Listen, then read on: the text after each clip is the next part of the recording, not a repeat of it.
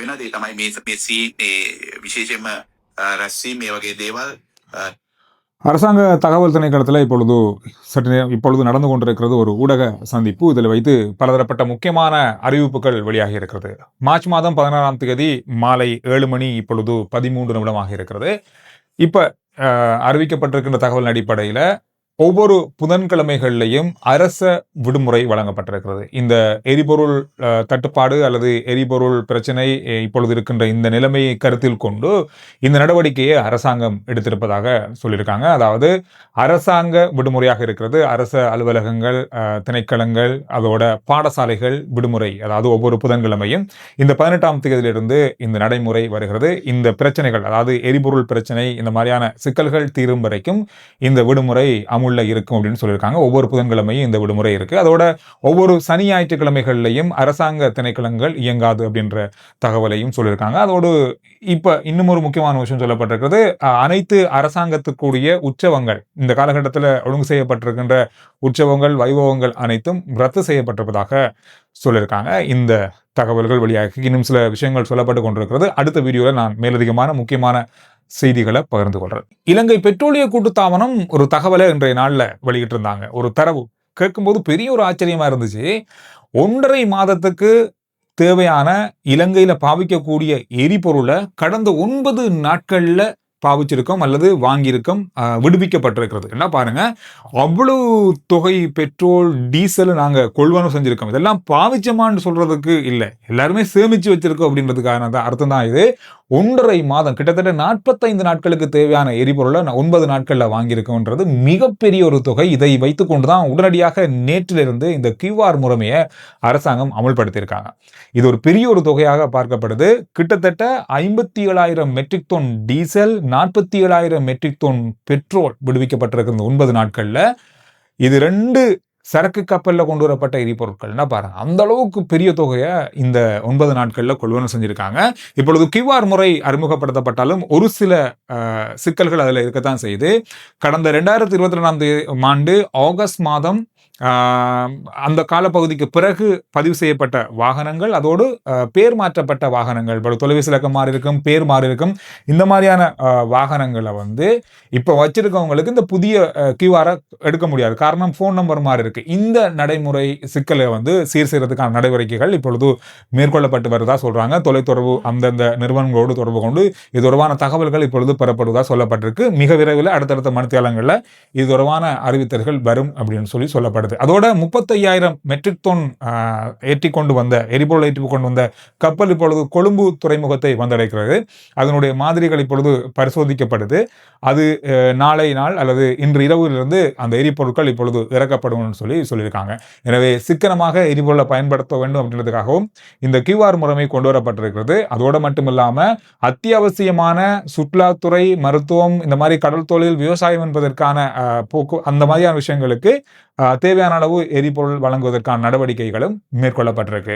உலக சந்தையில எரிபொருட்களுடைய விலை தொடர்ந்தும் அதிகரித்து கொண்டு செல்லுது. இன்றைய நாள்லையும் 3% அதிகரிச்சிருக்கு. $106.02 அதிகரித்திருக்கிறது. கடந்த வெள்ளிக்கிழமையை உட்பட பார்க்கும்போது 3% அதிகரித்திருப்பதாக சொல்லியிருக்காங்க. கடந்த 28ஆம் தேதி இந்த போர் தொடங்கின காலத்திலிருந்து இன்றைக்கு வரைக்கும் 17வது நாள் இன்றைக்கு வரைக்கும் 50% அதிகரிப்பு ஏற்பட்டிருக்கிறது. இது வரலாற்றிலே இல்லாத மிகப்பெரிய அளவான குறுகிய காலத்துக்குள்ள கச்சா எண்ணெய் விலை சர்வதேச ரீதியில உயர்ந்ததுக்கான முதல் சந்தர்ப்பமாக இது பதிவாகி இருக்கிறது. எல்லா நாடுகளும் இப்பொழுது தங்களுடைய கையிருப்புகளை பயன்படுத்த ஆரம்பிச்சிருக்காங்க. காரணம் சொன்னா, அந்த 50% அதிகரிப்பு அப்படின்னு சொல்லும்போது எரிபொருளுடைய விலையில 70% அதிகரிக்க வேண்டி வரும். அப்படி அதிகரிச்சா அவ்வளவு பெரிய தொகை கொடுத்து மக்கள் எரிபொருளை வாங்க வேண்டி வரும். பெரிய அளவான சிக்கல்கள், அத்தியாவசிய பொருட்களுடைய விலைகள் பெரிய அளவாக உயர்ந்து செல்லக்கூடிய வாய்ப்பு நிறைய இருக்கு. அதனால இப்பொழுது பல நாடுகள் தங்களுடைய கையிருப்பை பயன்படுத்த ஆரம்பிச்சிருக்காங்க. இப்பொழுது ஈரான் என்ன சொல்றாங்கன்னு சொன்னா, ஹார்முஸ் கால்வாய் திறந்துதான் இருக்கு, அது மூடப்படலை, திறந்துதான் இருக்கு. யாருக்காக மூடப்பட்டிருக்குன்னு சொன்னா, தங்கள் மீது தாக்குதல் நடத்திய எதிரி நாடுகள், அவங்களுக்கு உதவியாக இருக்கிற நட்பு நாடுகளுக்கு மாத்திரம்தான் இது மூடப்பட்டிருக்கே ஒழிய மற்றபடி இது திறந்துதான் இருக்கு அப்படின்றத ஈரானிய அரசாங்கம் இன்று அறிவிச்சிருக்காங்க. இதோட ஒரு முக்கியமான விஷயம் பார்க்கப்பட்டது சர்வதேச ரீதியில, சீனா மற்றும் இந்தியாவுடைய எண்ணெய் கப்பல்கள் இந்த வழியால வாரத்துக்கான பேச்சுவார்த்தைகள் இப்பொழுது நடந்து கொண்டிருப்பதாக சொல்றாங்க.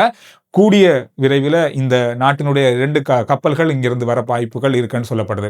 இந்தியாவுடைய எண்ணெய் கப்பல்கள் 22 இப்பொழுது அங்கு தரித்து நிற்பதாகவும் இந்த கப்பல்களை ஹோர்முஸ் கால்வாய் வழியாக விடுவிப்பதற்கான பேச்சுவார்த்தைகள் இப்பொழுது ஈரான் அரசாங்கத்தோடு நடந்து வருவதாக சொல்றாங்க. இது மிக விரைவில் நடக்கும் அப்படின்னு சொல்லப்படுது. இதுக்கிடையில இன்றைய நாள்ல அமெரிக்க ஜனாதிபதி டொனால்ட் ட்ரம்ப் அவர்கள் ஒரு மிக முக்கியமான கோரிக்கையை நாட்டோ நாடுகளுக்கு விடுத்திருந்தார். இந்த கால்வாயில இருக்கிற சிக்கலையும் இந்த ஆபத்தையும் தடுப்பதற்கு இந்த நாடுகள் உதவி செய்ய வேண்டும் அப்படின்ற கோரிக்கையை முன்வைத்திருந்தாரு. அப்படி உதவி செய்யவில்லை அப்படின்னு சொன்னா நாட்டோ நாடுகள் வருகின்ற காலத்துல மிகப்பெரிய பிரச்சனைகளை சந்திக்க நேரிடும் அப்படின்ற மாதிரி ஒரு மிரட்டலான ஒரு விஷயத்த சொல்லியிருந்தாரு. ஆனா இதுல மதியம் வந்த செய்தியின் அடிப்படையில் சொல்ல போனா பல நாடுகள் தொடர்பாக ஆலோசனை நடத்தி வருவதாக சொல்லப்படுது. காரணம் சொன்னா எல்லாருமே நண்பர்கள்.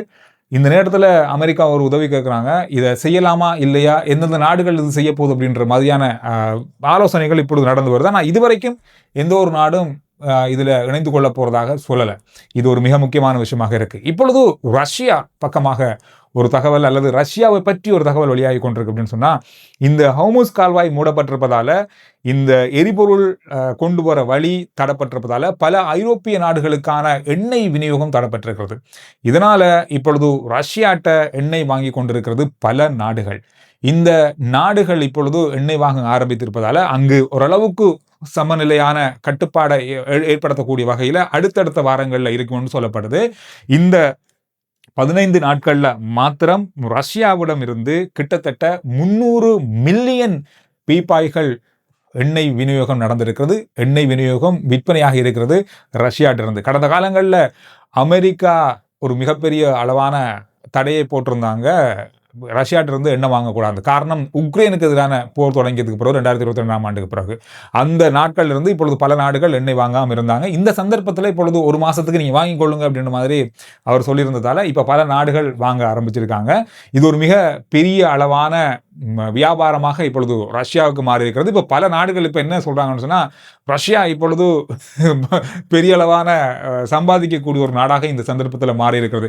பொதுவாகவே ரஷ்யாட்டிருந்து எண்ணெய் வாங்குற நாடுகள் அப்படின்னு பார்த்தா முக்கியமான நாடுகள் இந்தியா, அடுத்தது சீனா, பாகிஸ்தான் ஆகிய நாடுகள் தான் தொடர்ச்சியாக இதுவரை வாங்கி கொண்டிருந்தாங்க. இப்பொழுது பல நாடுகள் வாங்க ஆரம்பிச்சிருக்காங்க.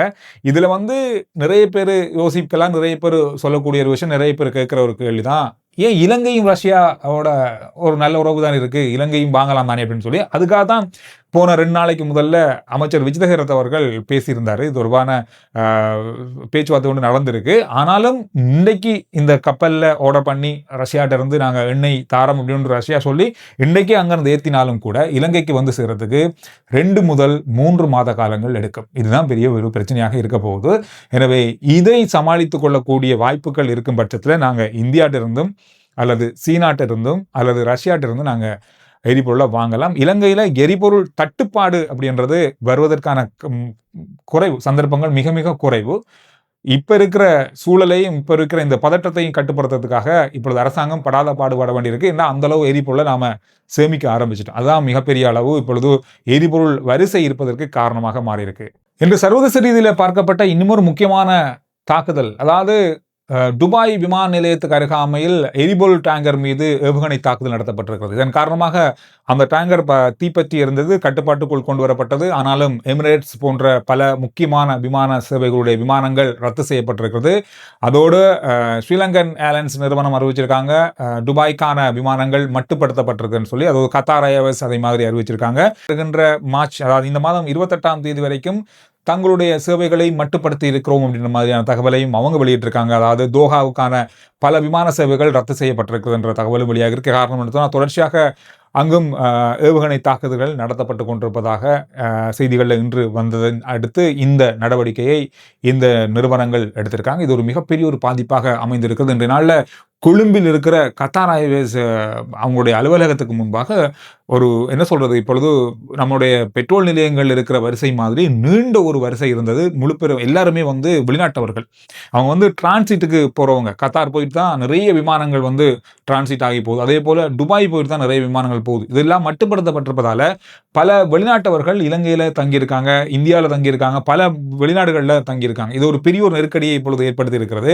இன்னும் இது சரிவந்த பாடல. நேற்று இன்றைக்கெல்லாம் ஓரளவுக்கு இருந்தாலும் கூட இன்று நடந்த தாக்குதல் காரணமாக இது எல்லாமே மட்டுப்படுத்தப்பட்டிருக்கிறது. பல விமானங்கள் ரத்து செய்யப்பட்டிருக்கிறது. நாங்கள் முதல்ல பார்த்த மாதிரி அரசாங்க ஊழியர்களுக்கான விடுமுறை வழங்கப்பட்டிருக்கிறது. புதன்கிழமைகள்ல பாடசாலை விடுமுறையும் வழங்கப்பட்டிருக்கு. இன்னும் சில விஷயங்கள் தொடர்பாக ஆலோசனை நடந்து வருகிறது. குறிப்பாக வீட்டிலிருந்து வேலை செய்யக்கூடிய அரச திணைக்கள ஊழியர்களை வீட்டிலிருந்து வேலை செய்யக்கூடிய மாதிரியான ஒரு நாளை ஒதுக்குவதற்கான ஒரு சந்தர்ப்பத்தை ஏற்படுத்துறதுக்காக இப்பொழுது அது தொடர்பான பேச்சுவார்த்தைகளும் இப்பொழுது நடந்து வருவதாக சொல்றாங்க. எனவே மிக விரைவில் இது தொடர்பான தீர்மானங்கள் எடுக்கப்படும் என்று சொல்லிப்பட்டிருக்கு. எனவே இந்த விஷயங்கள் தான் கடந்த மணித்தியாலங்களில் பார்க்கப்பட்ட மிக முக்கியமான செய்திகளுடைய சுருக்கம். ஆர்ஜே சந்துரு ரிப்போர்ட் வாட்ஸ்அப் தன்னுடைய லிங்க் முதல் கமெண்ட்ஸ்லையும் டிஸ்கிரிப்ஷன்லையும் ஃபாலோ பண்ணுங்க. சுருக்கமான செய்திகளை விரைவாக அதில் அறிந்து கொள்ளலாம்.